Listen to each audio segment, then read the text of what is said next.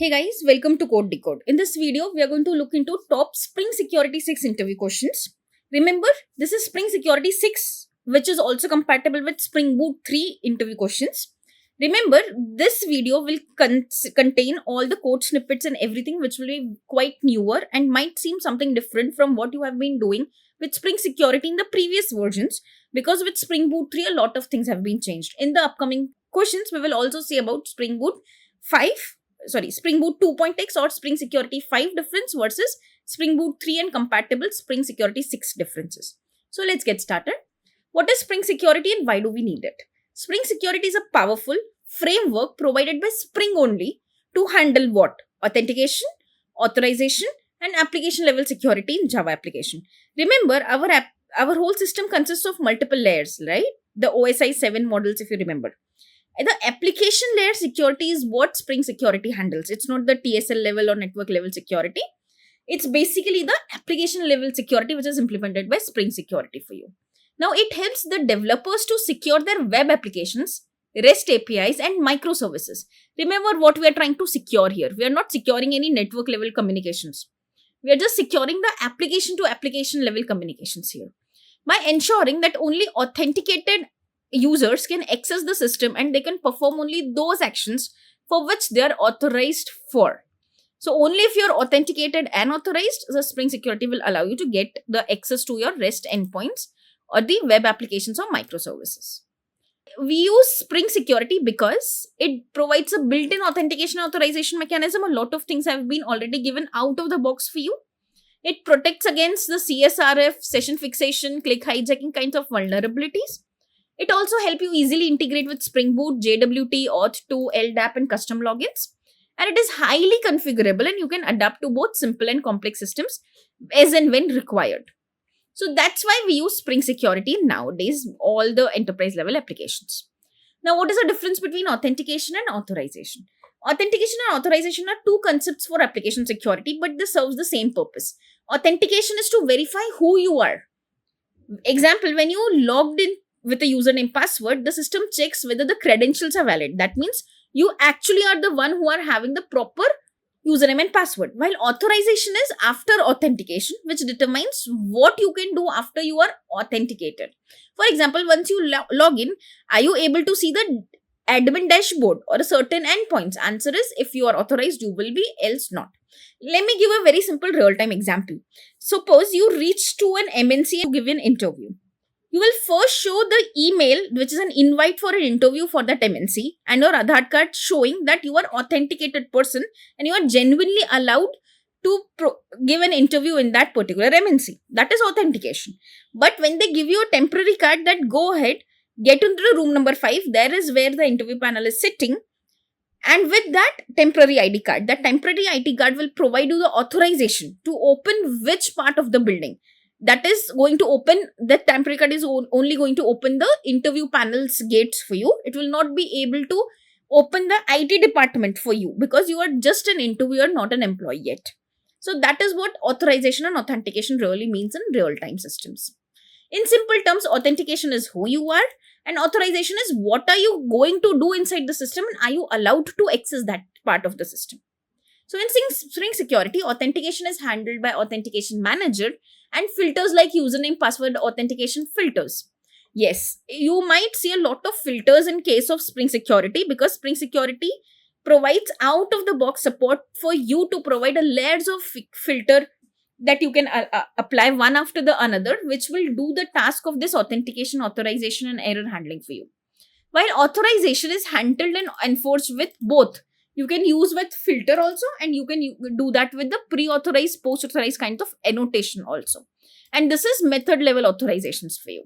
Next, what changed from Spring Security 5 to Spring Security 6? This is a very big difference between Spring Security 5 and 6. And that is where Spring Boot migrated from 2 to 3. So Spring Security 6 is built over Spring Boot 3 and Jakarta EE 9+, bringing several important and breaking changes in the package structure, configuration style, and deprecated APIs.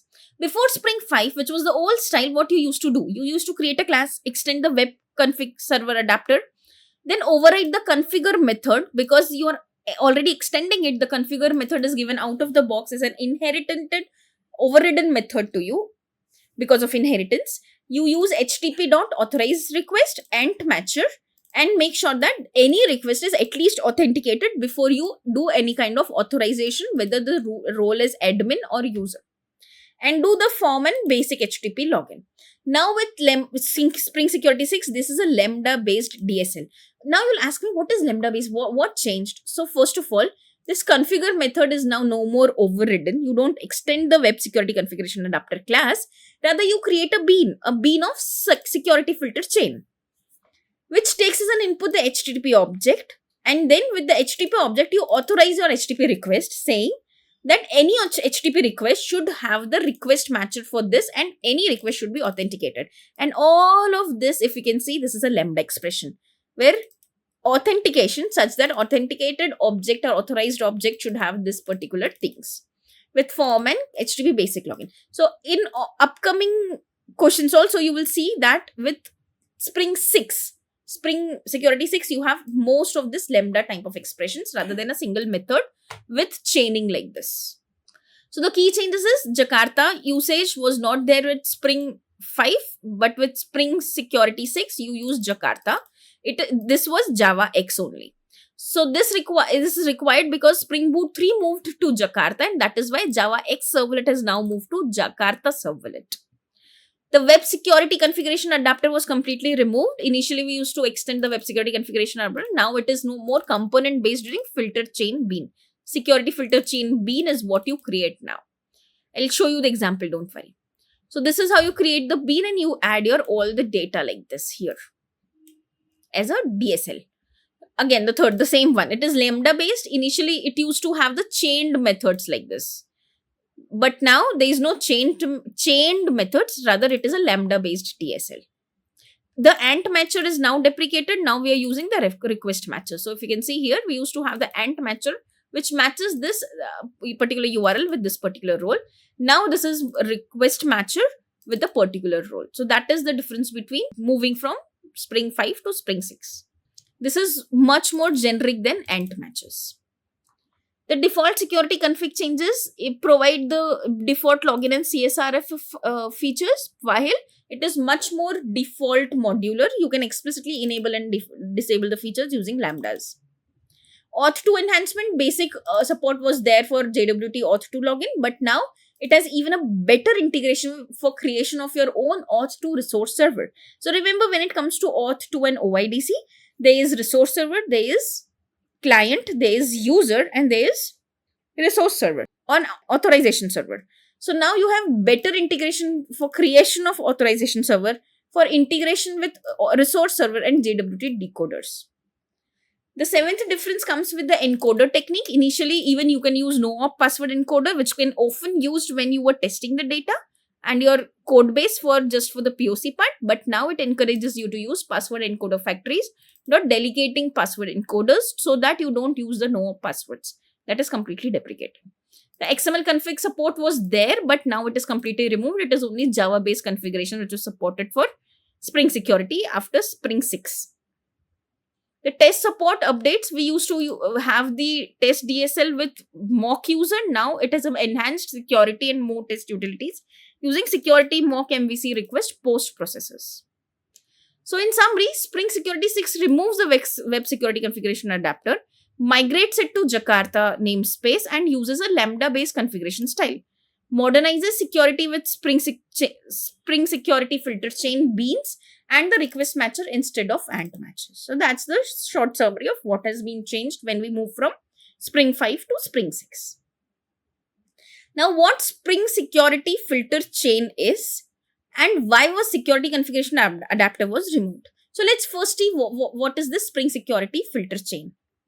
This security filter chain is a core component of Spring Security which defines how the request which is coming in is processed and how filters are applied. So whenever the request comes to your application, it passes through the chain of filters.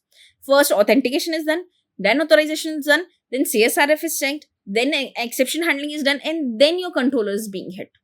So you can see this as the list of filters to apply this rules before your request reaches the controller. If you can see here, this was a very high level diagram. This, you were there, you directly hit the dispatcher servlet, your some filter chain runs, then your controller is hit, and then you get the response. So this is security filter chain which is now added in between. If it is passed, then only the controller is being hit. So security filter chain protects all the routes, require authentication, and allow you for the form and HTTP basic logins.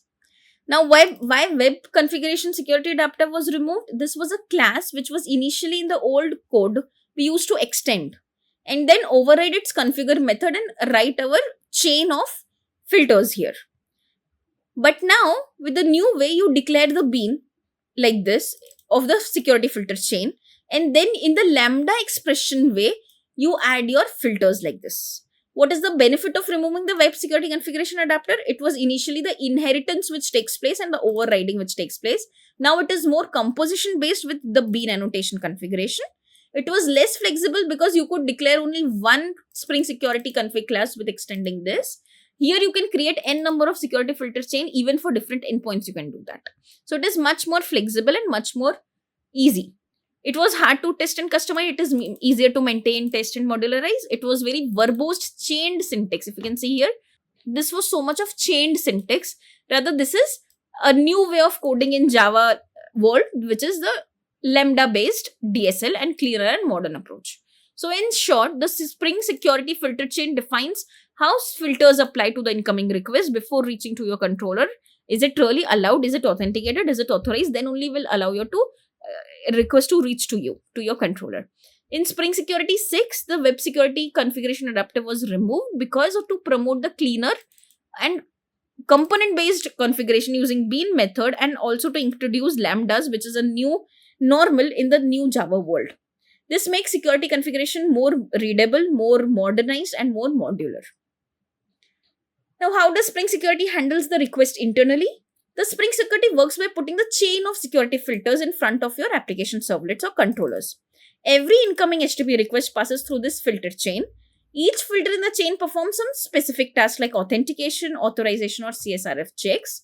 So, high level, the client all have the security filter chain, which if passes to dispatcher servlet and then to controller. Thus, every request first hits the delegating filter proxy, which delegates to the security filter chain, which is filter chain proxies. It defines and fetches the multiple chains that you have already created, and the execution happens with each filters in a sequential way. If it passes the first filter, then only the request goes to the next to the second filter, and hence first the security context persistence filter works where, this is very important, remember this point, a security context object is created. And this security context object contains the information of authenticated user. So all the user details are stored in the security context object. Next comes the authentication filter, which handles the form logins or the username password based login. Then comes the basic auth filter, which handles your basic authentication if you have the header provided. Then handles the JWT or auth2 bureau tokens, that is the second bureau token filter, if you have it, only then. Then comes the exception translation filter, which handles your exceptions like 403 or redirections. And the last step is the authorization filter, which checks whether, since you're already authenticated, you are not having any exceptions in your request. Now it will check whether are you really authorized to access this particular system. If yes, then all the filters have been passed and you will be redirected to your controller. The fourth is authentication phase, where authentication filter intercepts the request, validates your credentials through authentication manager, and if authentication succeeds, the authentication object or the user details are stored into the security context object. Then comes the authorization phase, where it checks the authenticated user's roles and permissions. If the roles and permissions are fine, then it is okay, you are getting 200 okay, and your debugger goes into controller, else it will get 403 forbidden. Remember, if authentication fails, it is 401. Though it is called unauthorized, it is a wrong term. It should be 401 unauthenticated, but always in the post one you will say 401 unauthorized. But for the real unauthorization happens here at 403. If authorization filter fails, then you get 403 forbidden, which shows unauthorized behavior of the system. Now, controller executes. The request finally reaches your controller after authentication and authorization is successful, and the response goes back through the filter or saves into the security context object. A simple diagram is you request that get me the data from the controller. The controller can hit the service can hit the database, give you the data back. But before that, you first have the filter proxy, which have the multiple filter chains in between. If there is a authentication filter, there is a authorization filter, there is a CSRF filter, there is a error handling filter. If everything passes, then you are delegated to your controller, and then the response is sent back to the filter. So in short, a Spring Security handles the request through a chain of filters. When a request comes in, it first goes to the delegating filter, then it passes to the filter chain proxy. It first handles the, so remember, when it comes to the filters, always first the authentication filter works. It stores all the user information in the security context object, which becomes the central place where the user details will be saved, which will be fetched by the authorization filter to authenticate this user, fetch the user roles, authorize that particular user, and if no exception handling, give it to the controller. Now, what are the important security filter chains in Spring 6? So again, some filter chains we have already seen, but let's see in depth. The security context persistence filter loads and stores the security context object. We have seen in the previous question also. It stores the user details which are available through request and cleaned up after completion. This will be used by authorization filter also. I'll show you in upcoming pointers. Header writer filter is going to add the security related headers like X options, X frame options, strict transport layer security or not, which prevents you against click hijacking or mind sniffing. The CSRF filter is going to protect you against the CSRF attacks by verifying the CSRF tokens and state changing requests on the state changing requests like post, put and delete. CSRF filters will not work at all on the normal get endpoints. The logout filter handles the logout request, clears the authentication, invalidates the session and redirects it to the login page. Only if you want to log out, then only. It redirects you to the logout success URL. The username password authentication filter processes your login, username password, authenticates you and run the basic and bearer token filters. The basic authentication filter handles your basic header with the authorization part. The bearer token handle your JWT or Auth2 tokens. The login authentication filter handles your Auth2 login via GitHub, Google, sign in and all those things. The request cache aware filter restores the original request after successful login so that the user is redirected back to what they was trying to access. This is very important and this is very complicated. So whenever you try to do auth login, you are redirected to the authorization server's login page. But this filter is responsible to take you back from authorization filter to your own client. The exception translation filter handles the security exceptions. It catches the authentication exception or denied exception, that is 403, and sends the correct response to you. At the end, you have this filter security interceptor, which is the last line of defense for you, which performs the authorization checks based on the roles and permissions, and if it is access denied, throws access denied exceptions. So the summary of the flow is, this is where your security context object is there and this is where the authentication happens. If authentication is success, then the security context object will be filled and will be used as by the last line of defense to perform authorization also. So this security context object will be used for all the lines of filters. Then comes the username password authentication, basic authentication or bearer authentication based on what kind of headers you are passing, whether it is a basic header or it is a bearer token header. Then comes the exception handling, then comes the authorization, and at the end comes the controller. So it's authentication and authorization and then controller. So in short, in Spring 6, every request go through a chain of filters that handle security concerns. And the most important ones are the persistence filter, the basic authentication filter for username password, basic authentication filter, the bearer token filter, the exception translation filter, and the filter security interceptor, which is actually the authorization filter for you. Together, they manage authentication, authorization, and CSRF and exception handling before you reach to your controller. Now, what is user details and user details service? Very important question. User details is a core interface in Spring Security that represents the user's information which is stored in the security context object. Yes, exactly. And that is used for authentication and authorization part. It's just like a blueprint for the logged in user to verify the credentials and check the roles. The custom user details implements the user details like this. Remember, this user details is an interface which has unimplemented methods like get the authorities, get the username, get password, is the user account available, is it expired, is it logged, is the credentials still enabled, is the credentials expired or not. So basically the user detail is what all you know about the user is what the user detail is. But how would you use this user detail? So that is a user detail service. So user detail service is again an interface used to load the user specific data or the user details typically from your database. So what you store in your database is user detail. How you fetch is through the user detail service, which acts as a bridge between your service, repository and your authentication mechanism. The main method is load user by username. With a particular username, you get the user details like this. And this is the method defined by your user details service. What you get as an end is user details object. So Spring Security calls this method during authentication to fetch the user details like this. You implement the user details service, you override the load user by username, and then you get the user details object from your user repository where your users have been already saved. So you find by username, you get the user details object, and you return the new custom details using this particular custom user that you have figured out. And that is how you have the user details and user details service. So how does it works? The user submits the login credential, that is a username password. The filter captures them. It calls the load user by username, fetches the DB data where the user details have been stored, verifies the password. If the password is fine on the success, it stores the user detail in the security context object. Remember, this is very important. The user details are always stored in the security context object. The user detail is a core interface that holds the user information.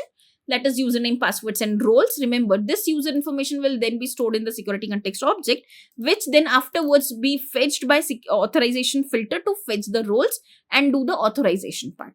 The user detail service is used to fetch the user information and do the authentication.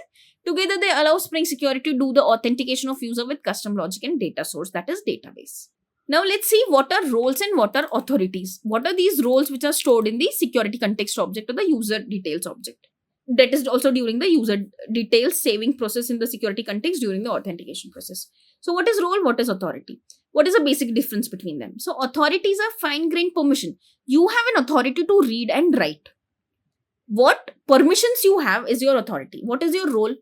My role is admin. I can read, write, delete, I can do everything.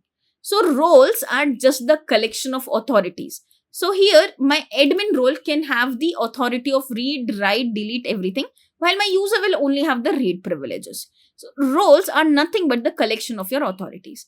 Technically, how is it different? Spring Security internally treats role as a special type of authority. And when you define a role, Spring automatically assigns this role underscore in front of it. So suppose if you have a check like has role admin, internally it has authority of role underscore admin. So this is what is an authority. Authority is nothing but a role with an added role underscore in front of it. So role usually starts with role underscore while authority has any custom permission string. For example, when you are creating a user, you create a role with admin. But when you create this internally, what happens is the authority is created with role underscore admin. So in configuration, how you test it? When you test it, you have to check whether this has a role admin or when you have the role has the authority role underscore admin. So the purpose is high level grouping of permissions is what roles do, while there's a fine grained control over what you can read, write, delete, and that's what is a fine grained control. Usually it is automatically prefix role has been added while authorities don't have any prefixes. It relies on adding role underscore in front of it. Example is role underscore admin, role underscore user. It is read privilege and write privilege. This is a privileges basically.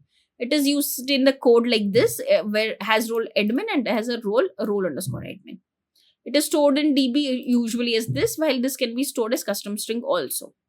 Now that was all about this. I have many more things to cover like how JWT authentication works, what is the structure of JWT, many more questions like what is CSRF protection, roles, authorities, auth to OpenID Connect and a lot. If you want the second part of this, just let me know in the comment section. I'll create the second part of this Spring Security video. Thank you.